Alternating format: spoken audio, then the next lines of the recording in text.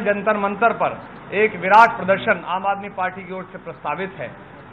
देश के प्रधानमंत्री इन दिनों भारत दौरे पर हैं और 12-13 तारीख के बाद पुनः वो अपने जो उनके आवश्यक काम है विदेश घूमने के, उसमें वो चले जाएंगे। शायद उनके पास और उनकी सरकार के पास ये समय नहीं है कि वो किसान के आंसू पहुंच सकें, और कांग्रेस इस समय ऐसा प्रयत्न कर रही है स्वयं को दिखाने के लिए कि किसानों से बड़ा कोई हितैषी कांग्रेस के अतिरिक्त नहीं हो सकता है।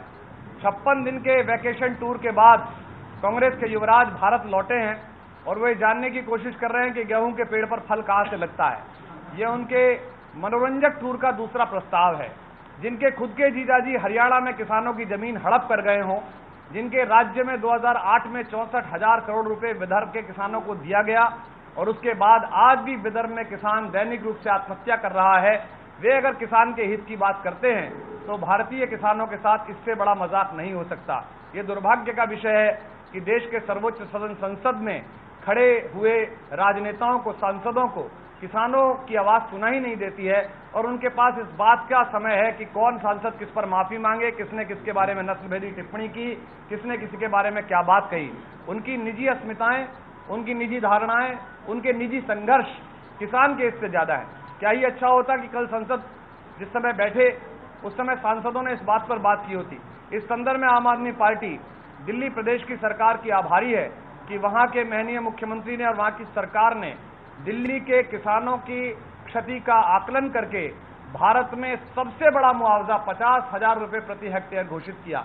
हालांकि अन्नदाता जो अपना पसीना बोता है, जो अपना खून बोता है और उसकी फसल अगर प्रकृति की मार से समाप्त हो जाती है, उसका कंपेंसेशन, उसका मुआवजा कोई सरकार नहीं दे सकती, कोई टैक्स पेयर नहीं दे सकता। अपने सामने पैदा किए हुए, अपने श्रम बल से पैदा किए हुए अन्न को समाप्त होते हुए जब वो देखता है तो उससे ज्यादा दुखद क्षण उसके जीवन का नहीं होता। लेकिन फिर भी 50,000 रुपए प्रति हेक्टेयर का मुआवजा दिल्ली के मुख्यमंत्री श्री अरविंद केजरीवाल ने तय किया और उसके आकलन की विधि भी स्वराज के अनुसार तय की। उसके आकलन की विधि में सरकारी कर्मचारियों का हस्तक्षेप न्यूनतम है।